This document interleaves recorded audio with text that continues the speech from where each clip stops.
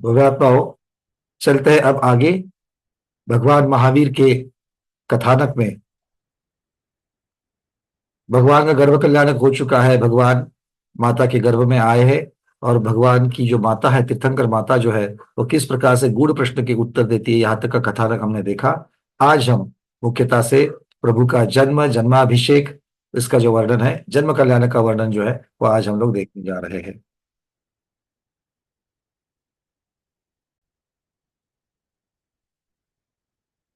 वह महारानी गर्भ में स्थित उस पुरुष रत्न प्रभु से ऐसी शोभायमान होने लगी मानो महान कांति वाली रत्नों को अंदर धारण करने वाली दूसरी पृथ्वी ही हो। अप्सराओं के साथ इंद्र की भेजी हुई इंद्राणी भी हर्षित होकर के यदि उस माता की सेवा करे तो इससे अधिक दूसरी बात का क्या वर्णन करना। तो जिस माता की सेवा साक्षात इंद्राणी कर रही है, सैकड़ों महान उत्सवों से 9वां महीना पूर्ण होने पर शुभ चैत्र के महीने के सुद 13 के दिन यमनी नाम योग में शुभ लग्न में वह त्रिशला महादेवी सुख से पुत्र को जनती है। वह पुत्र प्रकाशमान शरीर की कांति से अंधकार का नाश करने वाला, जगत को हितकारी, मति आदि 3 सुज्ञान का धारी, दैदीप्यमान और धर्म तीर्थ का प्रवर्तन करने वाला तीर्थंकर होता है। तब इनके जन्म के प्रभाव से जब दिशाएं निर्मल हो गई, आकाश में सुगंधित ठंडी पवन चलने लगी, स्वर्ग से कल्प वृक्ष के फूलों की वर्षा हो गई, चारों जाति के देवों के आसन कांपने लगे, स्वर्ग लोक में बिना बजाए हुए गंभीर शब्द वाले घंटा वगैरह बाजे बजने लगे, मानो प्रभु के जन्म उत्सव को ही कह रहे हो। और तीनों जाति के देवों के भवन त्रिकों के महलों में सिंह, शंख, महान, भेरी आदि के शब्द अन्य सब आश्चर्य के साथ चलने लगे। इन चिन्हों के द्वारा सौधर्म आदि सब जिंद्र जिन भगवान का जन्म जानकर देवों सहित उस प्रभु के जन्म कल्याण करने का विचार करते हुए उसी समय इंद्र की आज्ञा से देवों की सेना स्वर्ग से चलने के लिए तैयार होती है और महान शब्द अर्थात जय जय जयकार करती हुई समुद्र से उठी हुई लहरों की तरह क्रम से निकलती है। हाथी, घोड़े, रथ, गंधर्व, नृत्य करने वाले पैदल, बैल, इस तरह 7 प्रकार की देवों की सेना निकलती है। उसके बाद सौधर्म स्वर्ग का स्वामी ऐरावत हाथी पर इंद्राणी के साथ चढ़कर देवों के द्वारा घिर कर चलता है। उसके पीछे पीछे अपनी विभूति सहित धर्म में उद्यमी सब सामानिक देव उस इंद्र के साथ चलते हैं। उस समय दुंदुभी बाजों की महान आवाज से तथा देवों के जय जय शब्द से 7 सेनाओं में बड़ा भारी शब्द होता है। रास्ते में कितने ही देव गाते हुए, कोई नाचता है, कोई देव खुशी के मारे आगे आगे दौड़ता है। फिर अपने अपने छत्र, ध्वजा, सवारी विमानों से आकाश मार्ग को रोककर वे चारों निकाय के देव पृथ्वी पर परम विभूति के साथ देवों के देवियों कर सहित क्रम से कुंडलपुर में पहुंचते हैं।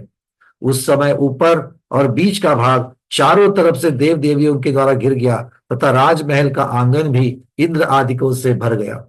उसी समय इंद्राणी शीघ्र ही उत्तम प्रसूति गृह में घुस करके दिव्य शरीर वाले कुमार को लिए हुए जिन माता को देखती है, फिर बार बार प्रदक्षिणा कर जगत के गुरु को मस्तक नवाकर जिन माता के आगे खड़ी होती है, उसके गुणों की प्रशंसा करती है।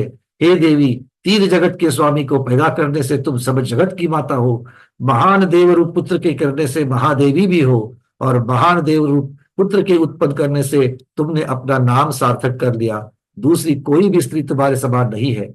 इस प्रकार इंद्राणी माता की स्तुति कर उसको मायामयी निद्रा में सुलाकर मायामयी बालक उसके आगे रख अपने हाथों से जिनेंद्र भगवान को उठाकर दीप्ति से दिशाओं को प्रकाशित करने वाले उनके शरीर का स्पर्श करती है और प्रभु का मुंह बार बार चूमती है।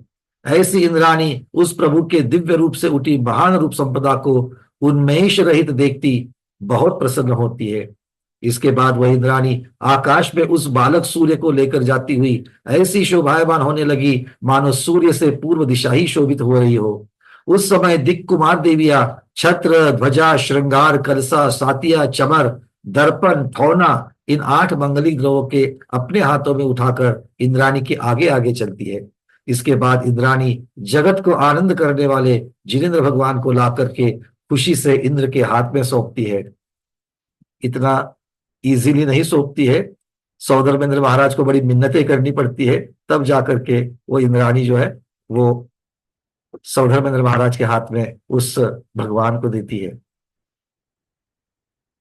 उस जिनेंद्र भगवान की महान रूप, सुंदरता और कांति आदि लक्षणों को देखकर देवों के स्वामी उस जिनेन्द्र देव की स्तुति प्रारंभ करते हैं। हे देव, तुम हमको परम आनंद करने के लिए बाल चंद्रमा की तरह लोक में सब पदार्थों को दिखाने को उदय रूप हुए हो। हे ज्ञानी, तुम जगत के स्वामी इंद्र धर्मेंद्र चक्रवर्ती भी आप स्वामी हो, और धर्म तीर्थ के प्रवर्तक होने से आप ही ब्रह्मा हो।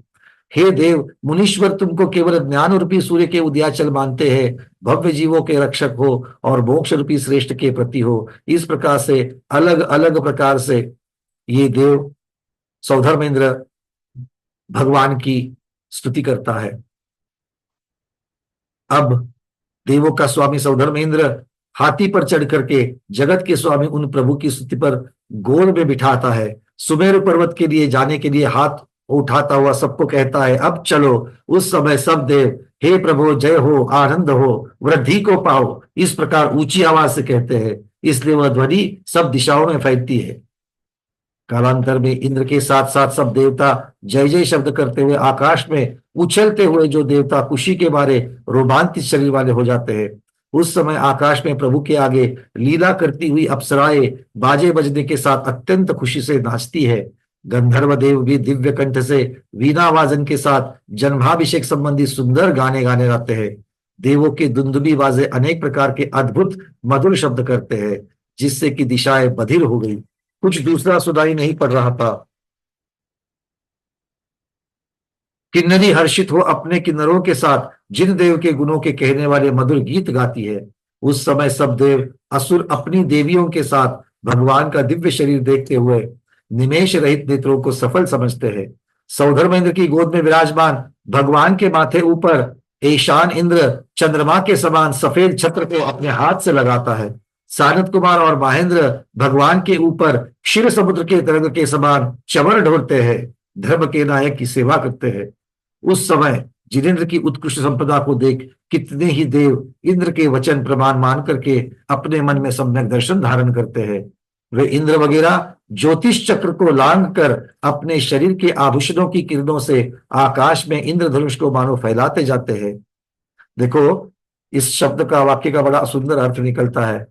कह रहे हैं कि ज्योतिष चक्र को लांग कर जा रहे हैं, और ज्योतिष चक्र को जब लांगना, ज्योतिष चक्र मतलब ग्रह तारे जो सुदर्शन मेरु की जो परिक्रमा कर रहे हैं, 1121 योजन दूर रह करके मेरु से जब सुरक्षित रहे, तो आप सोचना कि दक्षिण के भरत क्षेत्र के अयोध्या से निकल करके सुदर्शन मेरु के ऊपर जाने के बीच में वो बिल्कुल उनको लांघना ही पड़ेगा, उनको क्रॉस करके ही तो देवों को जाना पड़ेगा।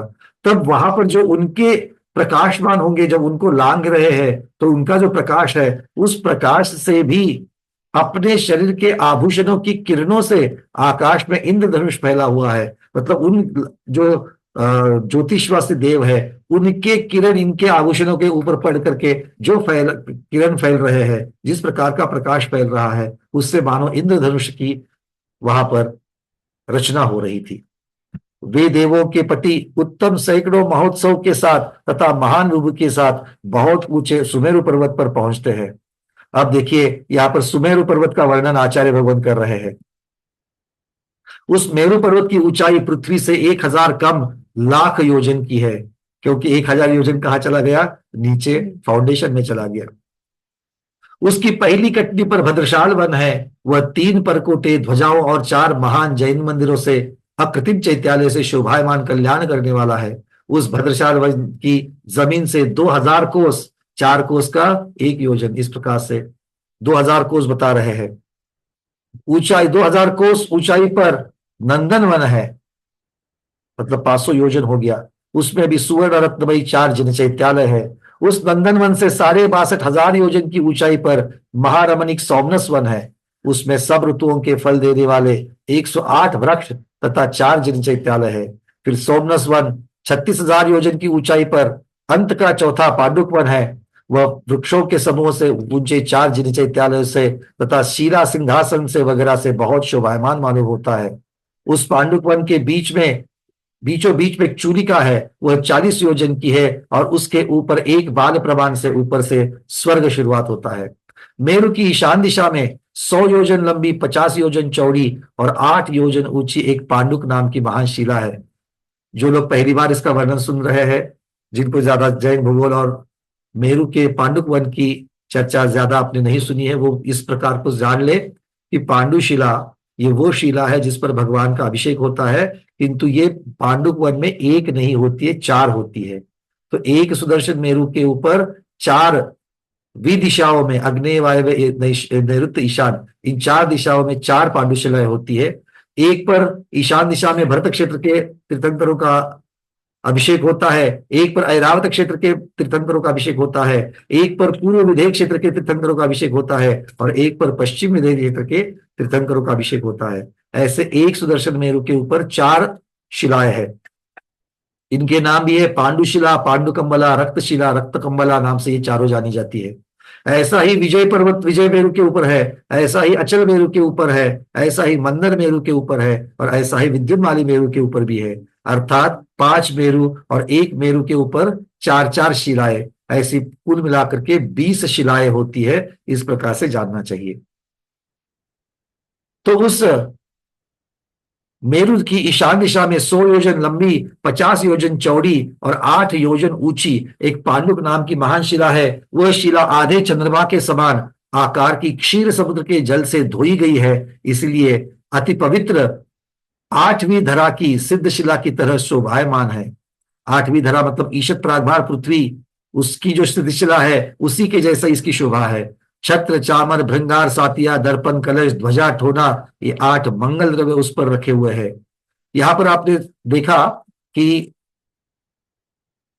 यहां पर सिंहासन की भी बात की गई थी। इसके पहले यहां पर शीला सिंहासन इस प्रकार से शब्द आया है, तो इस शीला के ऊपर सिंहासन होता है, या अब इसका वर्णन आ ही रहा है। उस शिला के बीचों बीच वैडूर्य मणि के समान रंग वाला एक सिंहासन है। वह 1/4 कोस ऊंचा, 1/4 कोस लंबा और उसका आधा प्रमाण चौड़ा है।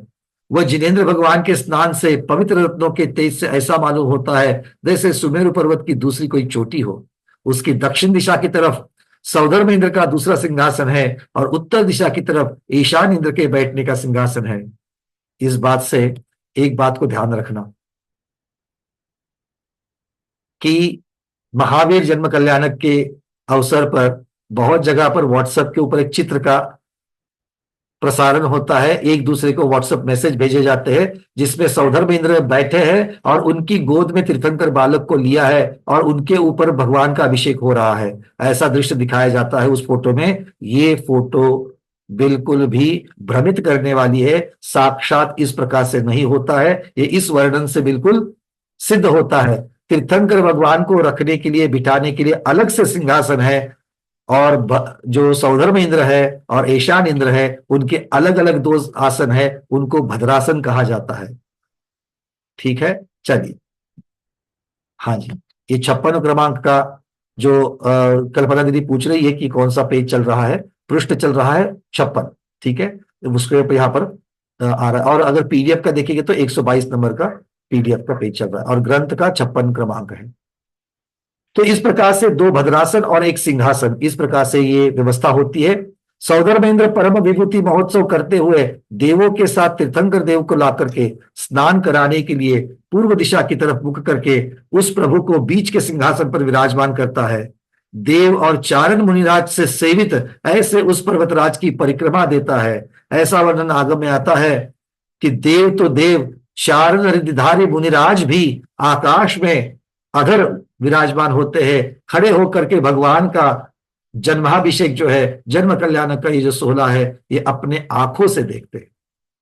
इसलिए अगर आज कोई इस प्रकार का चलन चल गया है पंच कल्याणक में कि गर्भ कल्याणक और जन्म कल्याणक ये 2 तो श्रावकों के हाथ में है और आगे के 3 कल्याणक जो सूरी वहां पर आचार्य विराजमान है, मुनिराज विराजमान है, उनके जिम्मेदार है, इस प्रकार से नहीं है। गर्भ कल्याणक में साक्षात सौधर्मेंद्र महाराज भी वहां पर जा रहे हैं और तीर्थंकर भगवान के जुलूस में तीर्थंकर भगवान का अभिषेक देखने के लिए जब चारण रिद्धिधारी मुनिराज जाते हैं तो तीर्थंकर भगवान के जुलूस में मुनि महाराज भी जा ही सकते हैं, बिल्कुल जा सकते हैं। इस प्रकार तीर्थंकर पुण्योदय से परम विभूति के साथ समस्त देवेंद्र अंतिम जिनेश्वर भगवान को शिला पर बिठाते हैं। देख लेना, अब इसके आगे तो अंतराल आने वाला है। ये वर्तमान काल के अंतिम तीर्थंकर है, भरत क्षेत्र के अंतिम तीर्थंकर का अभिषेक हो रहा है और पूरे तीर्थंकर भगवान के आयु में ये जन्माभिषेक तो एक ही बार होता है, अब महापद्म भगवान के लिए वेट करना पड़ेगा, है कि नहीं है? तो उस समय तो हम सब लोग उसमें विद्यमान होंगे ही होंगे, इस प्रकार की भावना कीजिए।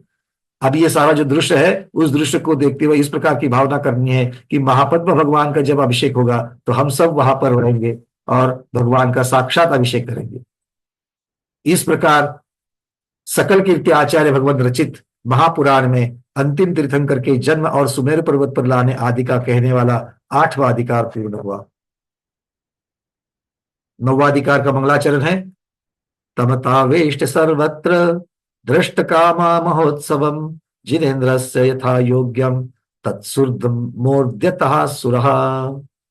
कालांतर में जिनेश्वर के महान उत्सव को देखने की इच्छा वाले और धर्म में उद्यमी ऐसे देव उस पर्वतराज को सब तरफ से घेर करके अपने अपने योग्य स्थान पर बैठ जाते हैं। यहां पर भी देखना, तीर्थंकर भगवान का जब अभिषेक होने वाला है तब अभिषेक के यहाँ पर बाकी के देव अपने स्थान पर बैठ जाते हैं, ऐसा वर्णन है। तो बैठकर पूजन करने में कोई दोष नहीं है, इस बात को भी जान लेना।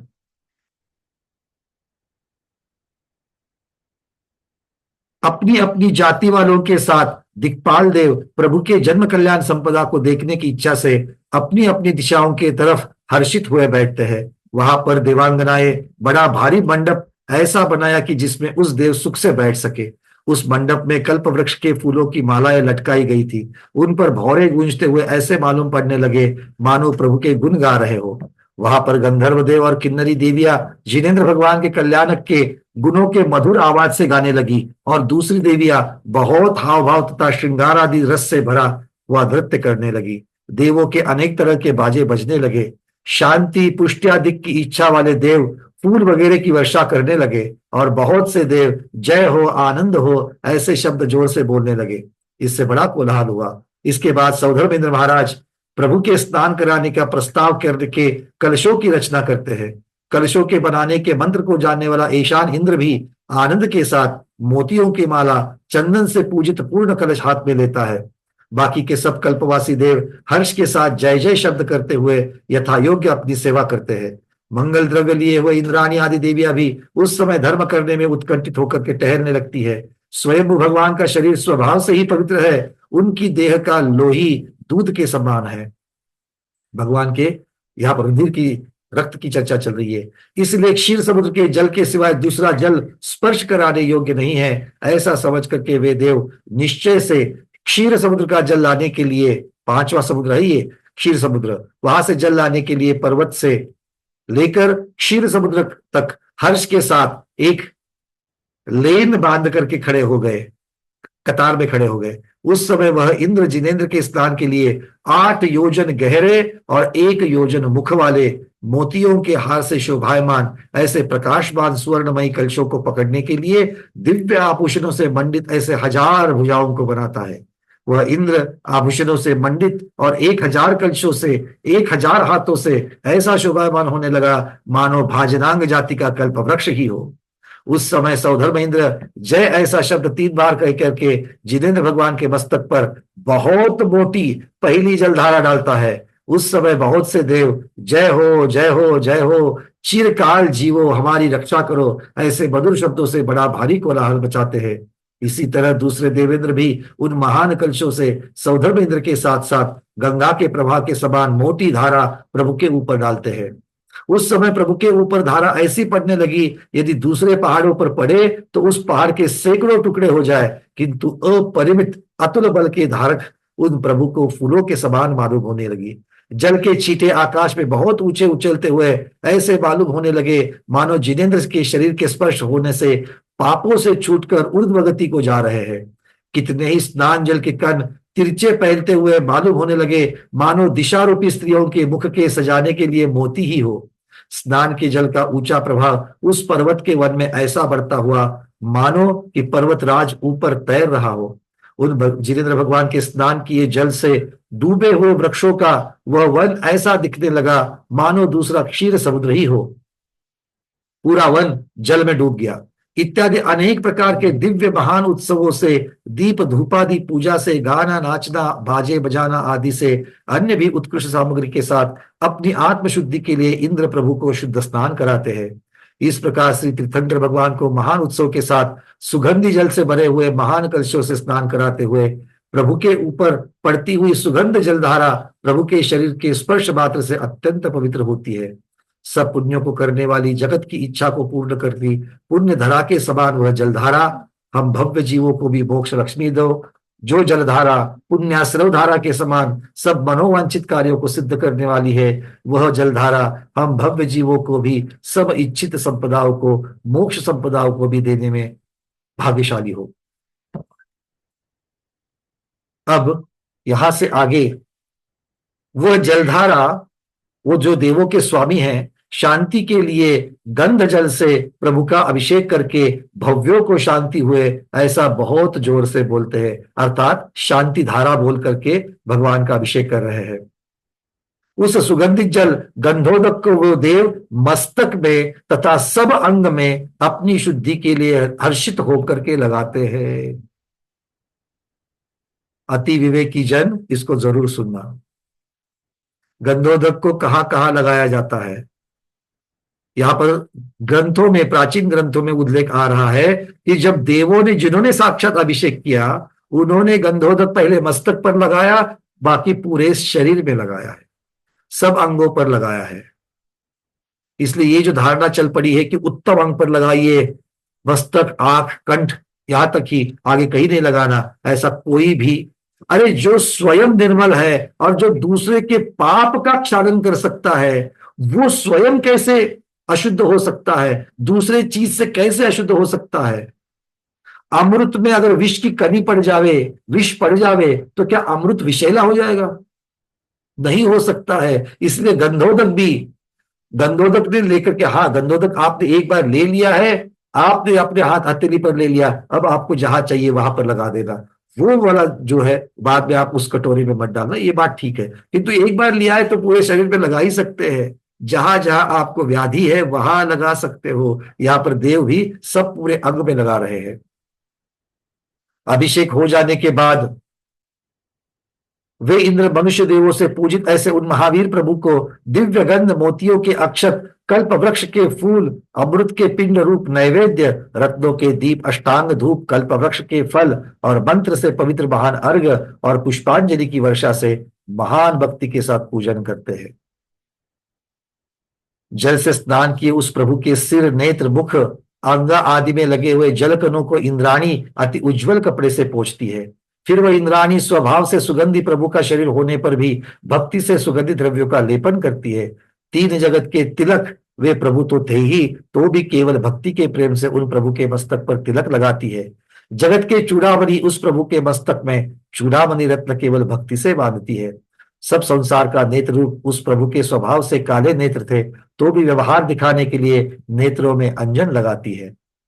तीन जगत के पति को छिद्र रहित सुंदर कानों में वह इंद्राणी रत्नों के कुंडल पहनाती है। उन प्रभु के कंठ में रत्नों का हार, बाहों में बाजूबंद, हाथों के पौंचों में कड़े, उंगलियों में अंगूठियां पहनाती है।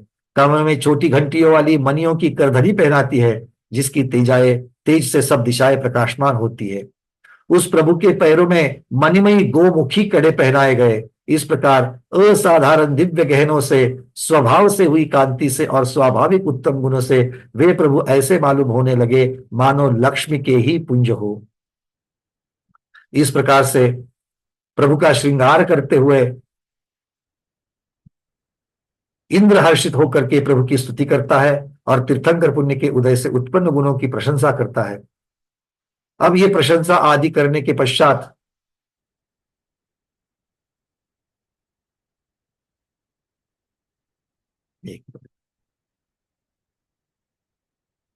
वो किस प्रकार से प्रशंसा करना है, देखिए। हे भगवान, धर्म तीर्थ के प्रवर्तन वाले, श्रेष्ठ गुणों के समुद्र और मल पसीना आदि से रहित ऐसे दिव्य शरीर वाले आपको नमस्कार हो। हे देव, निर्वाण के दिखलाने वाले, कर्म रूपी बैरियों को नाश करने वाले, पंचेंद्रिय और मोह के जीतने वाले, गर्भादि पंचकल्याणकों के भागी, स्वभाव से पवित्र, स्वर्ग मोक्ष को देने वाले, अत्यंत महिमा को प्राप्त, बिना कारण सबके हितु, मोक्ष रूपी स्त्री के भर्ता, सब संसार को ज्ञान से प्रकाश करने वाले, तीनों जगत के स्वामी, आपके लिए बारंबार नमस्कार हो। नमोस्तु नमोस्तु नमोस्तु भगवान। इस प्रकार इंद्र इच्छित वस्तु की प्रार्थना करके व्यवहार की प्रसिद्धि के लिए सार्थक और श्रेष्ठ प्रभु के दो नाम रखते हैं। एक तो कर्म रूपी वैरियों को जीतने से महावीर नाम रखा, और दूसरा गुणों की वृद्धि होने से वर्धमान नाम रखा। तो भगवान के जन्म के समय यहाँ पर महावीर और वर्धमान ये दो नाम रखे, ऐसे सकल कीर्ति महाराज के महावीर पुराण में ऐसा कथन मिलता है। वर्धमान नाम का उदाहरण तो बहुत सारे ग्रंथों में आता है, यहाँ पर महावीर नाम का भी आ गया है। इस प्रकार दो नाम रख करके अत्यंत महोत्सव के साथ प्रभु को ऐरावत हाथी पर बिठाकर वह इंद्र तथा देव जय जयकार के साथ में कुंडलपुर नगरी में आ जाते हैं। उस समय सब नगर, आकाश तथा वन को घेर करके सब सेना और चार जाति के देव देवियां ठहरते हैं। उसके बाद वह देवों का स्वामी सौधर्म इंद्र कुछ देवों को साथ लेकर के अति शोभा से राज मंदिर में प्रवेश करता है। वहां पर रमणी ग्रह के आंगन में रत्नों के सिंहासन पर गुण कांति आदि से तो बच्चा नहीं, किंतु उम्र की अपेक्षा शिशु ऐसे प्रभु को बिठाता है। बंधुओं के साथ हर्षयुक्त मुख वाले वे सिद्धार्थ महाराज प्रीति से आंखें फैलाकर अद्भुत कंति वाले उस पुत्र को देखते हैं। माया निद्रा में सोई हुई रानी को उस इंद्राणी ने जगाया। उस समय वह जिनमाता भी हर्षित होकर के अपने पुत्र को सब आभूषणों से सजा हुआ देखकर तेज का समूह ही है ऐसा देखती है। जगतपति के माता पिता इंद्राणी सहित इंद्र को देख करके मनोरथ सिद्ध हो जाने से संतुष्ट होते हैं। इसके पश्चात सब देवों ने जगत पूज्य उन माता पिताओं को अनेक तरह के रत्नों के आभूषण और द्रव्य वस्त्रों के साथ पूजन की। फिर प्रीति युक्त व सौधर्म इंद्र देवों के साथ प्रशंसा स्तुति करता हुआ, तुम दोनों इस जग में धन्य हो, महान पुण्यवान हो, सब में मुख्य हो, लोक में तुम दोनों गुरु हो, क्योंकि तीन जगत के पिता के माता पिता हो। तीन जगत के पति को पैदा करने से तीन जगत में मान्य हो, और सब संसार का उपकार करने वाले तीर्थंकर को पैदा करने से आप भी सबके उपकारी और कल्याण के भागी हो। चैत्यालय के समान इस घर को आज हम जानते हैं, और हमारे गुरु के संबंध से आप दोनों पूज्य तथा मान्य हो। इस प्रकार माता पिताओं की स्तुति करके और श्री महावीर प्रभु को सौंप करके इंद्र सुमेरु की उत्तम कथा सुनाता हुआ क्षण भर के लिए खड़ा रहा। वे महोदय दोनों जन्माभिषेक की सब बातें सुनकर आश्चर्य सहित होकर के खुशी की परम सीमा को प्राप्त होकर के बहुत प्रसन्न होते हैं। वे दोनों माता पिता इंद्र की सम्मति देकर बंधुओं के साथ अपने पुत्र का जन्म महोत्सव करते हैं। सबसे पहले जिनेंद्र भगवान के मंदिर में महान सामग्री के साथ भगवान की महामह पूजा करते हैं। एक होती है नित्य मह पूजा, और ये दूसरी है महामह पूजा, जिसको हम विधान अनुष्ठान भी कहते हैं, जो सब संपदा को सिद्ध करने वाली है। उसके बाद अपने बंधुओं तथा सेवकों को अनेक तरह के दान देते हुए और बंदीगण दीन अनाथों को योग्यता के अनुसार दान देते हैं। उस समय तोरणों से ऊंची ध्वजाओं को गाने, नाचने और बजाने तथा अन्य भी सैकड़ों उत्सव से वह नगर स्वर्ग के समान मालूम होने लगा। अब यहाँ पर इंद्र इस समय आनंद से भरे हुए त्रिवर्ग का फल साधन ऐसे दिव्य नाटक को गुरु की सेवा के लिए देवियों के साथ करता है। गुरु मतलब तीर्थंकर भगवान, उनकी सेवा, उनके मनोरंजन के लिए वो इंद्र नृत्य आरंभ करता है। इस नृत्य को नाटक नृत्य कहते हैं। उस इंद्र के नृत्य के आरंभ होने पर गंधर्व देव सुंदर गाना दिव्य बाजों के साथ गाते हैं। उस सभा में नाटक देखने के लिए सिद्धार्थ वगैरह राजा पुत्र को गोद में लिए हुए और उनकी रानियां तथा दूसरे भी देखने वाले लोग बैठते हैं। वह इंद्र पहले पहले नेत्रों को आनंदित करने वाला जन्माभिषेक संबंधी दृश्य दिखाता है। तो नाट्य के द्वारा, नाटक में वो मुख्यतः से सुमेरु पर्वत पर भगवान का किस प्रकार से अभिषेक किया, ये अपने नाटक के द्वारा दिखाता है। जिनेंद्र भगवान के पूर्व जन्म के अवतारों को भी नाटक के द्वारा वह दिखलाता है। वह इंद्र कल्प वृक्ष के समान मालूम होता है। लय के साथ पैरों से चलता हुआ वह इंद्र रंगभूमि के चारों तरफ फेरी मारकर विमान की तरफ शोभायमान होता है। पुष्पांजलि बखेर कर तांडव नृत्य को आरंभ करने वाले उस इंद्र के ऊपर भक्तिवंत देव पुष्पों की वर्षा करते हैं। उस नृत्य के समय उसके योग्य करोड़ों बाजे बजते हुए वीणा और बांसुरी भी मधुर शब्द करते हैं। किन्नरी देवियां भी श्री जिनेंद्र भगवान के गुणों को कहने वाले गीतों के लय के साथ गाती है। क्रम से पूर्व रंग करके वह इंद्र अद्भुत रस दिखलाता है। विक्रिया रिद्धि के प्रभाव से उत्तम नृत्य करता हुआ इंद्र पैर, कमर, कंठ, हाथों को फड़काता राजा वगैरह सब लोगों को प्रसन्न करता है। हजार भुजाओं से नृत्य करते हुए उस इंद्र के चरण के चलने से उस समय पृथ्वी चलायमान होने लगी। सब तरह अपने आंखों का कटाक्ष फेंकता हुआ, वस्त्र और आभूषणों को चलायमान करता हुआ वह कल्प वृक्ष के समान नृत्य करता है। क्षण भर में एक रूप, कभी दूसरे क्षण में बहुत रूप, कभी अति सूक्ष्म शरीर, कभी बहुत बड़ा शरीर, क्षण भर में समीप, क्षण भर में दूर, क्षण भर आकाश में, क्षण भर में पृथ्वी में, क्षण भर में 2 हाथों से, क्षण भर में बहुत हाथों से नृत्य करता है। वह इंद्र विक्रिया रिद्धि से अपने सामर्थ्य को प्रकट करता और इंद्रजाल के समान नाटक दिखाता है। फिर अप्सराएं भी अंगों को चलाती हुई, भौवें मटकाती हुई हर्ष युक्त नृत्य करती है। कितनी तो बड़ी लय के साथ, कोई तांडव नृत्य के साथ, कोई विचित्र हाव भाव के साथ वे अप्सराएं नाचती है। कोई ऐरावत हाथी के ऊपर की इंद्र की भुजाओं में से निकलती प्रवेश करती हुई कल्प वृक्ष की शाखा पर लगी हुई कल्पवेली के समान शोभायमान होती है। कोई अप्सराएं इंद्र के हाथ की उंगली के ऊपर अपने शुभ हाथ रखती हुई लीला सहित नृत्य करती है। कोई इंद्र की हस्तांगुली के ऊपर नाभि रखकर उस अंगुली को लाठी के समान भ्रमाती हुई इंद्र की हर एक भुजा पर चढ़ करके नाचती हुई वे देवांगनाएं मनुष्य की आंखों को मोहित करती है। देखो विक्रिया से देव और देविया किस प्रकार से अपने आनंद को प्रकट कर रहे हैं। वे अप्सराएं कभी आकाश में उछलकर नृत्य करती है, क्षण भर तो नहीं दिखाई मालूम पड़ती, फिर क्षण भर में लोगों को दिख पड़ती है। इस प्रकार वह इंद्र अपनी भुजाओं को इधर उधर चलाता हुआ लोक में महान इंद्रजालिया मालूम होता है।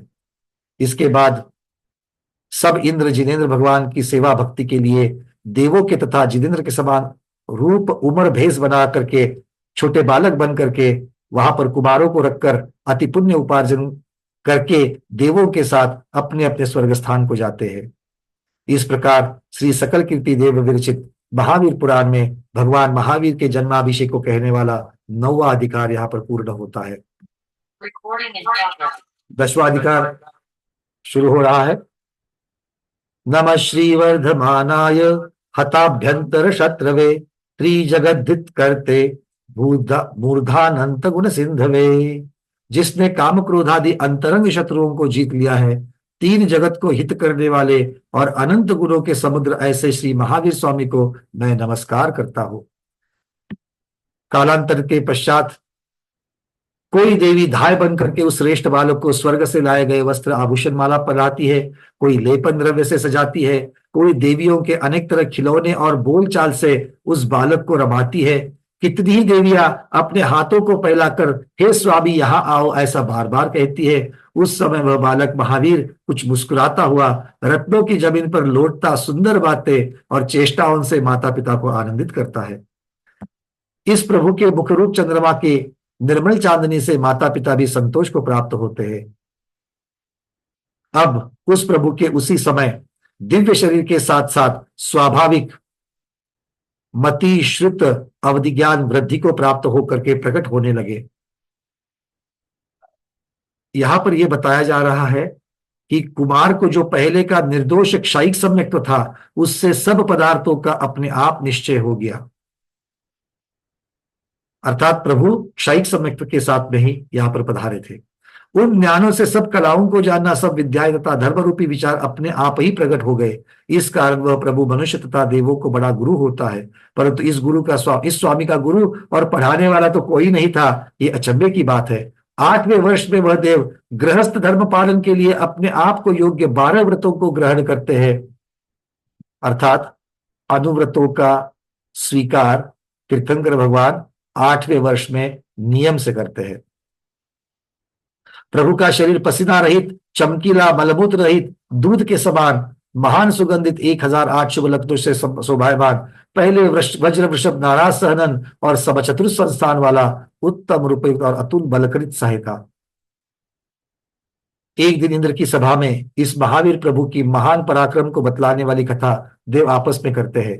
देखो, वीर जिनेश्वर कुमार अवस्था में ही धीर शूरों में मुखिया अतुल पराक्रमी दिव्य रूप के धारी है, अनेक महान गुणों से शोभायमान है। ऐसे वचन संगम नाम का देव सुनकर के उनकी परीक्षा करने के लिए स्वर्ग से चल करके महावन में आता है। वहां पर बहुत राजपुत्रों के साथ महा तेजस्वी कुमार को क्रीड़ा करते हुए देखता है। उस प्रभु को डराने के लिए वह देव काले सर्प का आकार बनाता हुआ वृक्ष की जड़ से लेकर स्कंद तक लिपट जाता है। उसके भय से वे अन्य राजकुमार वृक्ष से कूदकर घबराए हुए बड़े दूर भाग जाते हैं। किंतु महावीर कुमार सैकड़ों जीवा वाले उस डरावनी सूरत के सर्प पर चढ़कर शुद्ध हृदय से शंकारित होकर के क्रीड़ा करने लगते हैं, मानो उस सर्प को तृण के समान समझ करके माता की सेज पर क्रीड़ा ही कर रहे हो। उस कुमार के महान धैर्य को देख करके वो देव आश्चर्य सहित हुआ प्रकट हो जाता है, अपने मूल स्वरूप में प्रकट होता है और प्रभु के उत्तम गुणों की स्तुति करता है। हे देव, तुम ही जगत के स्वामी हो, महान हो, धीर हो, वीर हो, तुम सब कर्म रूपी वैरियों के नाश करने वाले हो, जगत के जीवों की रक्षा करने वाले हो। हे देव, तुम्हारे नाम के स्मरण से ही पुरुषों को सब प्रयोजन सिद्ध होता है। हे नाथ, अत्यंत दिव्य मूर्ति वाले सिद्ध वधु के भरता महावीर, आपको मैं बारंबार नमस्कार करता हूं। इस प्रकार वह देव स्तुति करके उन जगत गुरु महावीर ऐसा सार्थक नाम करता हुआ वारंवार प्रणाम करके स्वर्ग को गया। कुमार भी कहीं चंद्रमा के समान निर्मल सबके कानों को सुख देने वाले यश को गंधर्व देवों से गाया हुआ कानों से सुनते थे, कभी किन्नरी देवियों से अच्छे कंठ से गाए हुए गुणों को आदरपूर्वक सुनते थे। ऐसे ही बहुत क्रीड़ा विनोद से धर्मात्मा वो कुमार समय को सुख से बिताते हैं। सौधर्म इंद्र भी अपने कल्याणक के लिए अनेक तरह के नृत्य, गीत बजाना वगैरह स्वर्ग की देवियों को कराते हैं। गीतों को सुनने वाले इस प्रभु के कान रत्नों के कुंडल तेज से ऐसे शोभायमान होते हैं, मानो ज्योतिष चक्र से घिरे हुए हो। अंगूठी, बाजू, कंकनादि से भूषित भुजाएं ऐसी मालूम होती थी मानो लोगों के इच्छित वस्तु को देने वाले दो कल्पवृक्ष ही है। हाथों के आश्रित 10 नख अपनी किरणों से ऐसे दिखते हुए मानो लोगों को धर्म के 10 अंग का कथन कर रहे हैं। हे महावीर प्रभु, प्रकाशमान दोनों जानों और केलों के मध्य भाग के समान कोमल जांघा को धारण करते हुए, परंतु वे जांघें कोमल होने पर भी वित्सर्गाति तप करने में समर्थ थी, इस प्रभु के चरण कमलों की महान कांति किसके बराबर हो सकती है। इत्यादि परम शोभा प्रभु के नख से लेकर चोटी तक थी। उस प्रभु के शरीर में मद, खेद वगैरह दोष नहीं थे। रागादिक दोष था, वातादि 3 दोषों से उत्पन्न हुए कोई रोग नहीं थे। इस प्रभु की वाणी जगत को प्यारी थी। प्रभु के ऊपर लक्षण थे। कैसे लक्षण थे?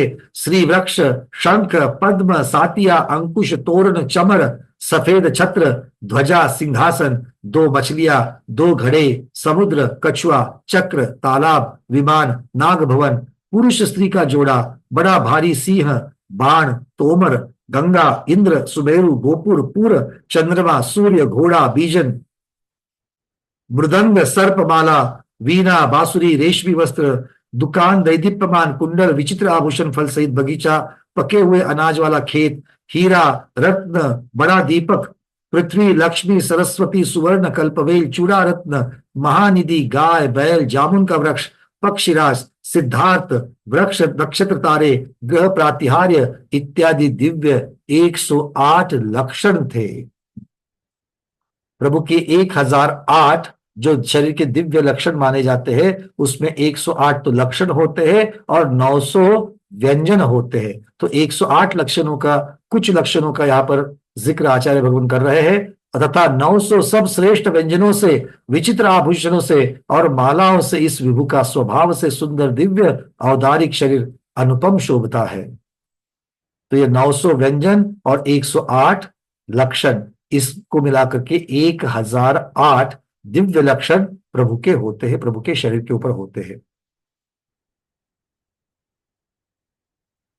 जगत के स्वामी मंदरागी सन्मति वे महावीर प्रभु 30 वर्ष काल क्षण भर के समान सुख से बिताते हुए अथानंतर एक समय महावीर स्वामी काल लब्धि से प्रेरित हुए चारित्र मोह कर्म के क्षयोपशम से अपने आप ही अपने पहले के करोड़ों जन्मों का संसार भ्रमण जानकर संसार शरीर भोगों से परम वैराग्य को प्राप्त हुए।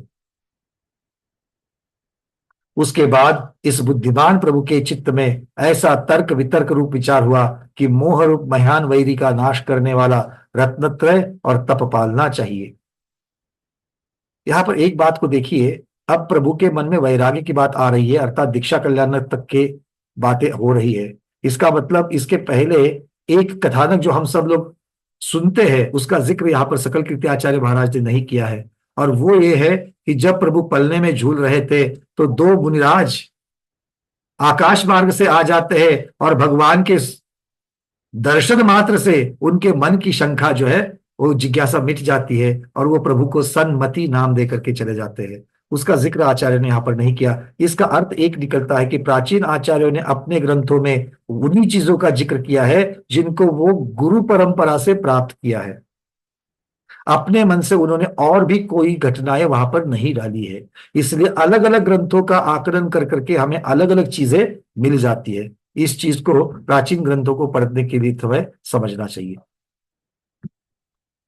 जो थोड़ी इसलिए इस संसार में हित के चाहने वाले थोड़ी आयु वाले पुरुषों के संयम के बिना एक क्षण भी वृथा नहीं जाने देना चाहिए। जो थोड़ी आयु पाकर तपस्या के बिना दिनों को वृथा गवाते हैं वो मूर्ख यमराज के भक्षण वो मूर्ख जीव यमराज के भक्षण किए गए इन दुनिया में दुख पाते हैं। जो नेत्रों वाला होकर भी कुएं में और जिसके नेत्र वृथा है उसी तरह जो ज्ञानी होकर मोह रूपी कुएं में फंस जावे तो उसका ज्ञान पाना किसी काम का नहीं है। ऐसा जानकर ज्ञानियों के पहले मोह रूपी शत्रु प्रकाशमान वैराग्य रूपी तलवार से मार देने चाहिए। वह मोह भी गृहस्थों से नहीं मारा जा सकता, इसीलिए पाप रूपी घर का बंधन दूर से ही छोड़ देना चाहिए, क्योंकि गृह बंधन ही बालक अवस्था में अथवा मदोन्मत्त जवान अवस्था में सब अनर्थों का करने वाला है। इसीलिए हे धीर वीर पुरुष मोक्ष की प्राप्ति के लिए उस ग्रह बंधन को छोड़ देते हैं, जगत में पूज्य हो जाते हैं। महापुरुष धीर वीर जो जवान अवस्था में यौवन अवस्था में ही दुर्जय कामदेव को जीतते हैं। फिर वे महावीर प्रभु घर को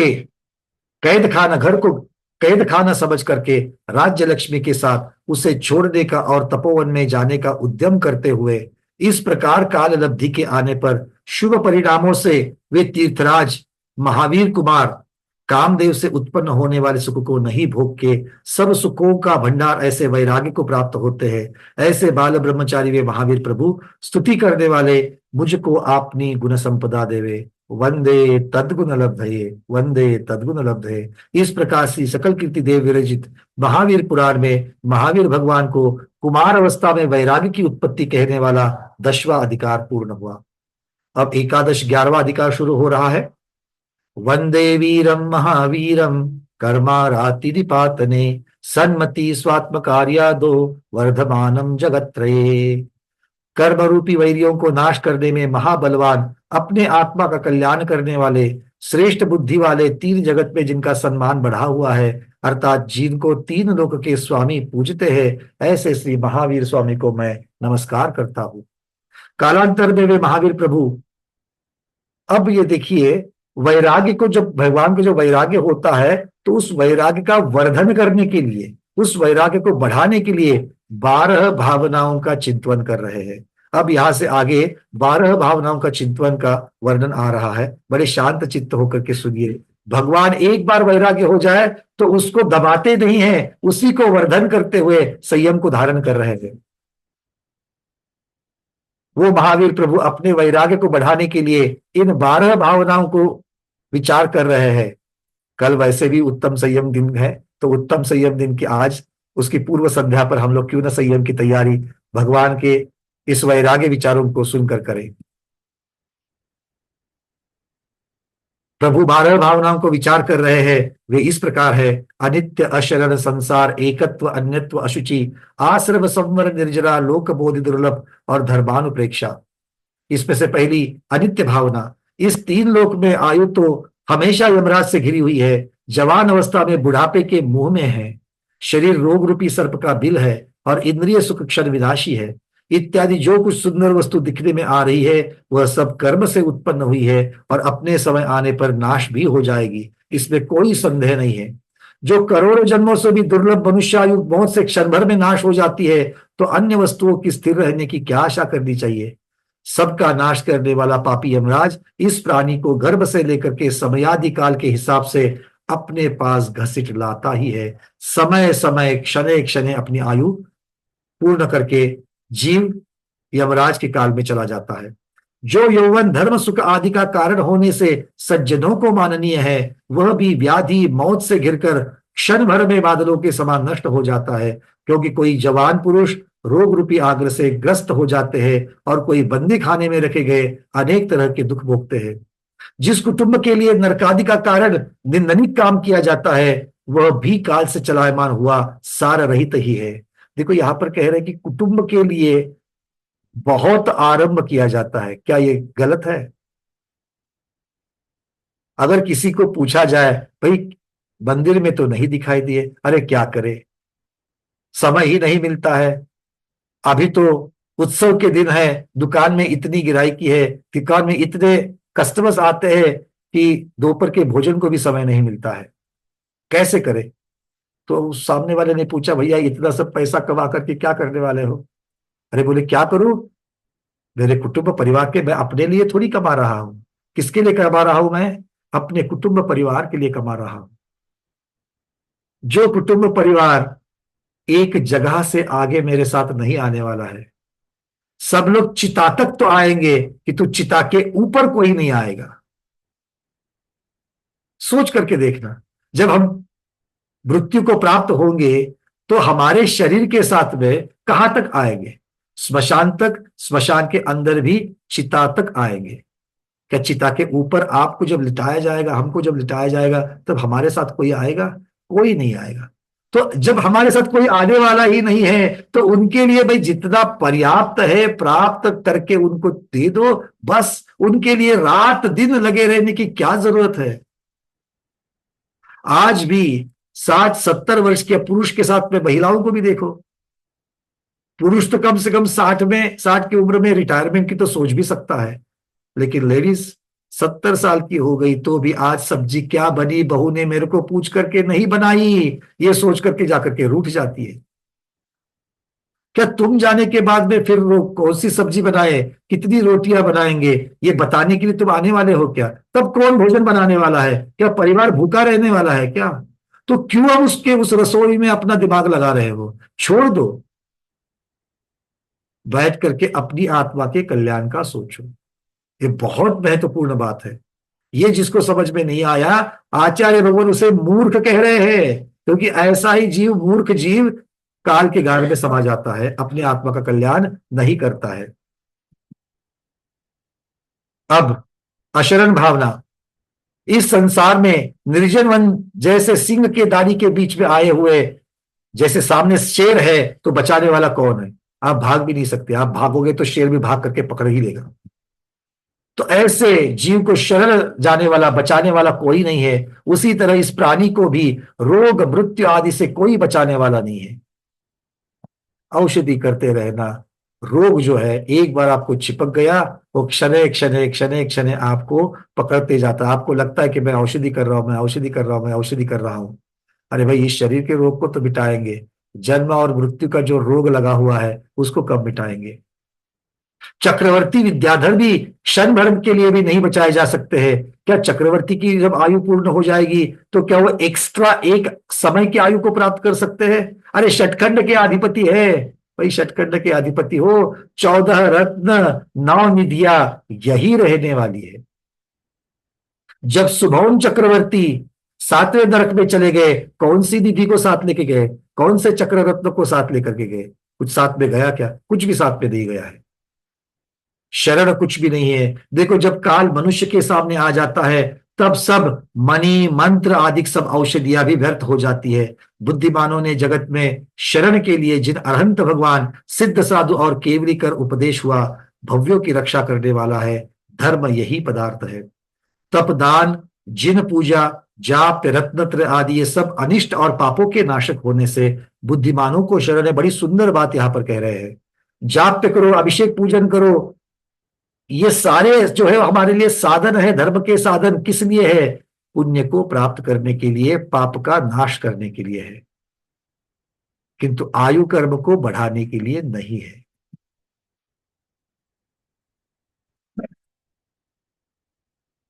बुद्धिमानों को पंच परमेशिता तप धर्मादि की शरण लेनी चाहिए, जो कि अपने सब दुखों के नाश करने वाली है। और दूसरी शरण बुद्धिमानों को रत्नात्रय आदि के द्वारा मोक्ष की लेनी चाहिए। मोक्ष अनंत गुणों से भरी हुई अनंत सुख का समुद्र है, संसारानुप्रेक्षा। यह संसार अनादि अनंत है, उसमें से अभव्य जीवों को तो अनंत है और कई भव्य जीवों की अपेक्षा शांत है।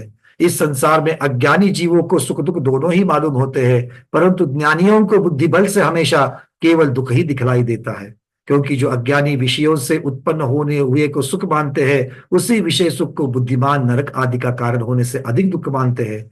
द्रव्य क्षेत्र काल भाव भवरूप 5 प्रकार के भ्रमण कराने वाली दुख रूपी सिंहों से सेवन की गई इससे भयानक तथा इंद्रिय रूप चोरों से भरी हुई इस संसार रूपी वर्ण में कर्म रूपी वैरी से गला दबाए हुए सब प्राणी रत्नत्रय रूपी बाण के बिना बहुत काल तक भटकते हैं, भटक रहे हैं और भटकते भी रहेंगे। ऐसे लोकाकाश का कोई प्रदेश नहीं बचा जिसमें सब संसारी जीव ना उत्पन्न हुए हो। ये क्षेत्र संसार है। अब यहाँ पर उन्होंने क्षेत्र संसार, भव संसार, भाव संसार इसकी चर्चा कर रहे हैं। संसार में ऐसे कर्म और शरीर के पुद्गल कोई बाकी नहीं रहे हैं कि जिनको भ्रमते हुए इस जीव ने ग्रहण नहीं किया हो और ना छोड़ा हो। ये द्रव्य संसार है। इसी का ये इसको द्रव्य संसार कहो, द्रव्य भ्रमण करो या द्रव्य परावर्तन कहो। इसी द्रव्य परावर्तन का आधा जो है वो पुद्गल परावर्तन माना जाता है। आधा नो कर्म परावर्तन, आधा कर्म परावर्तन, इस प्रकार की अपेक्षा से लेना। आगे भव्य बारगड़ा जब आएगी तो गोबर साहब में हम इसको बहुत सुंदरता से विस्तृत रूप से देखेंगे।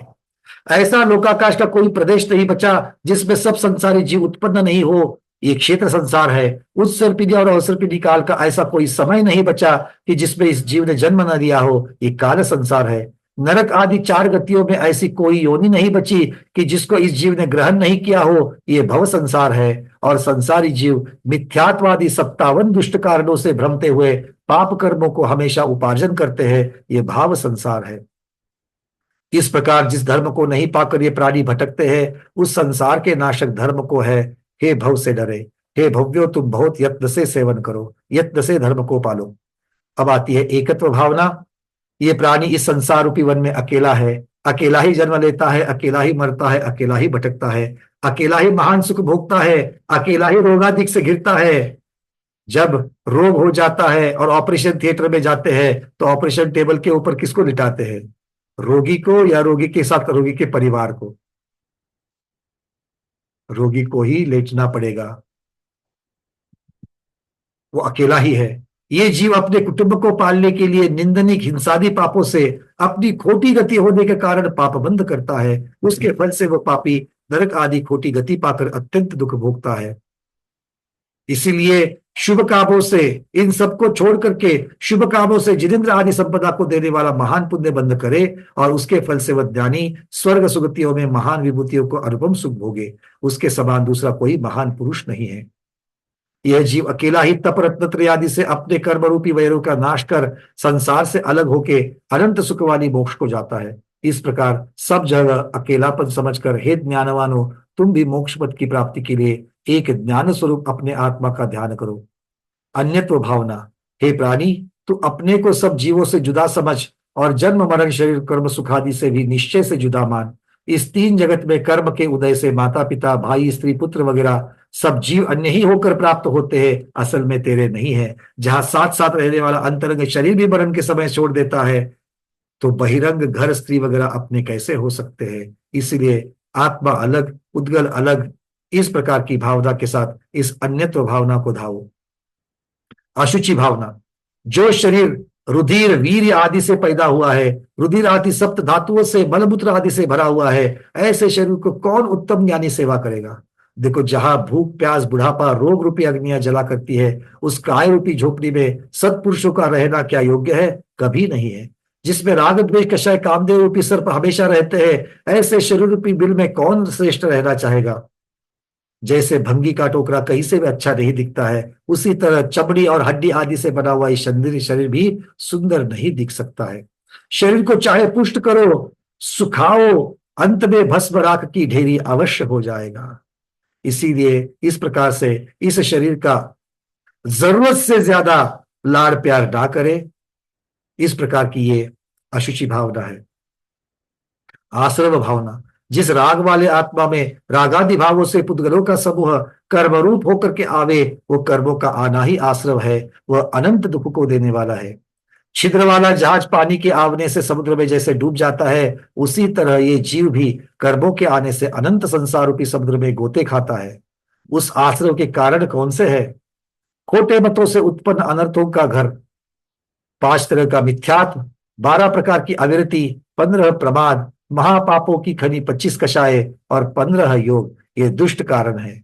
इनको बड़ी कठिनाई के साथ दूर किया जा सकता है। इस प्रकार सोच करके इस अशुभ आश्रव को रोकने का यत्न करके रत्नत्रय आदि के शुभ ध्यान से अपने आत्मा के स्वरूप को पाना आश्रव भावना का चिंतन है। संवर भावना, जहां मुनीश्वर योग व्रत गुप्ति आदि से कर्माश्रव के द्वारों को रोकते हैं, वही रोकना मोक्ष का देने वाला संवर है। कर्माश्रव को रोकने के कारण 13 प्रकार के हैं। चारित्र, 13 प्रकार के चारित्र, 10 प्रकार का धर्म, 12 भावना, 22 परिशों को जीतना, निर्मल सामायिक आदि का 5 तरह का चारित्र, धर्म शुक्ल ध्यान रूप ध्यान, उत्तम ज्ञानाभास, ये सब कर्माश्रव को रोकने के उत्तम कारण है, आश्रव के कारण है, संवर के कारण, आश्रव नहीं संवर के कारण है। तो देखिए यहाँ पर भी उत्तम ज्ञानाभ्यास करना, स्वाध्याय आदि करना जो है, इसको भी स्वाध्याय परम तपहा, ये तप संवर के साथ में हो जाता है, तो वो निर्जरा का भी कारण बन जाता है। जिन्हीं मुनीश्वरों के प्रतिदिन कर्मों का संवर तथा निर्जरा होती है, उनके उत्तम गुण अपने आप प्रकट जाते हैं। इस प्रकार के संवर भावना को विचार करना चाहिए। निर्जरानुप्रेक्षा, जो पूर्व किए कर्मों का तपस्या से क्षय करना, ऐसी अविपाप निर्जरा मोक्ष के करने वाले योगियों की होती है। जो सब जीवों के स्वभाव से ही कर्म के उदय आने पर निर्जरा होती है, यथाकाल होती है, वो सविपाक निर्जरा, उसे त्यागना चाहिए। उसके लिए हमें प्रतीक्षा नहीं करनी चाहिए, क्योंकि ऐसी सविपाक निर्जरा नए कर्मों को करने वाली है। जैसे जैसे तप और योगों से अपने कर्मों की निर्जरा की जाती है, वैसे वैसे मोक्ष रूपी लक्ष्मी मुनीश्वर के निकट आती है, सब कर्मों की निर्जरा पूरी हो जाती है। इस प्रकार सोच करके ये निर्जरा सब सुख की खानी और मोक्ष रूपी स्त्री को देने वाली है, ऐसा सोचना निर्जरानुप्रेक्षा है। लोक भावना, जहां 6 द्रव्य दिखने में आवे वो लोक है। वह लोक अधोमध्य ऊर्ध्वलोक से भेद 3 भेद रूप है, अकृत्रिम है, किसी का बनाया हुआ नहीं है, अविनाशी है। इस लोक के निचले भाग में 7 राजू प्रमाण नरक के साथ पृथ्वी है। सब अशुभ रूप दुख देने वाली है। उन पृथ्वियों के सब कम, एक कम 50, 49 पटल है। इस प्रकार अधोलोक का चिंतन करना चाहिए। मध्यलोक का चिंतन जम्बूद्वीप आदि से लेकर के स्वयं रमण समुद्र तक जो असंख्यात द्वीप समुद्र है, प्रथम 5 सुमेरु, 30 कुल पर्वत आदि, 20 गजरंत, अकृत्रिम चैत्यालय आदि का चिंतन करना चाहिए। और ऊर्ध्वलोक में जिस प्रकार से 16 स्वर्ग, 9 अनुदिश और 5 अनुत्तर है, इनका भी चिंतन करना चाहिए। सर्वार्थ सिद्धि के ध्वजदंड से ऊपर जाकर के शिला है, जिसकी 8वीं अष्टम पृथ्वी कहा जाता है। वो अष्टम पृथ्वी ईशत प्रागभार पृथ्वी है। उस ईशत प्रागभार पृथ्वी के अंदर रत्नमयी मोक्ष शिला है। वो मनुष्य क्षेत्र के समान 45 लाख योजन की है, 12 योजन मोटी है। उस शिला के ऊपर अंतिम वात वलय में जाकर के सिद्ध भगवान विराजमान है। ये सिद्ध भगवान अनंत सुख में लीन है। इस प्रकार 3 लोक का चिंतन करते हुए लोक भावना को भाना चाहिए। बोधि दुर्लभ भावना, 4 गतियों में हमेशा भटकते हुए, कर्म बंद करते हुए जीव को बोधि अर्थात भेद विज्ञान का होना बड़ा दुर्लभ है, जैसे कि दरिद्रियों को खजाना मिलना दुर्लभ होता है। उन 4 गतियों में से पहले तो मनुष्य गति को पाना बड़ा कठिन है। जैसे समुद्र में से चिंतामणि रत्न का मिलना है, उसमें भी आर्य क्षेत्र मिलना, उत्तम कुल मिलना, दीर्घ आयु मिलना, पंचेंद्रिय की पूर्णता मिलना, निर्मल बुद्धि मिलना, मंद कषाय होना, मिथ्यात्व की कमी होना, विनय आदि श्रेष्ठ गुण पाना, इन सब का उत्तरोत्तर मिलना महाकठिन है। उनमें भी धर्म को करने वाली देवगुरु शास्त्र रूपी सामग्री का मिलना महाकठिन है। जैसे मनुष्य को कल्पवेली मिलना महाकठिन है, उससे भी सम्यक दर्शन की शुद्धि, ज्ञान चारित्र निर्दोष तप, ये मिलने बहुत कठिन है। इत्यादि सब सामग्री को पाकर जो बुद्धिमान मोह का नाश कर मोक्ष की सिद्धि करता है, उन्हीं महान पुरुषों को बोधि भेद ज्ञान सफल किया, ऐसा बोधि दुर्लभ भावना का चिंतन है। इसमें से बहुत सारी चीजें आपने और हमने अब तक पाई है। अब जो पाई है उसको ही रत्नत्रय स्वरूप में इसके आगे बरकरार रखते हुए उसी रत्नत्रय में हमें वृद्धि करनी है।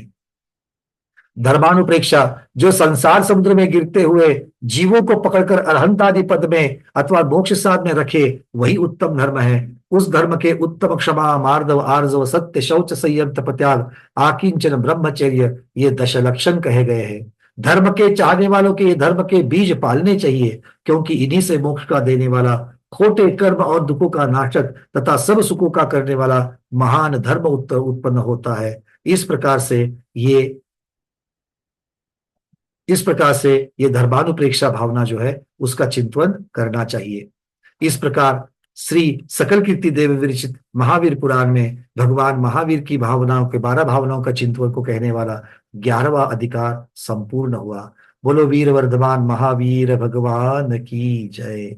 मोक्ष मार्गस्य नेतारम भित्तारम कर्म भूभृताम ज्ञातारम विश्व तत्वानां वंदे तद्गुण लब्धये, वंदे तद्गुण लब्धये, वंदे तद्गुण लब्धये।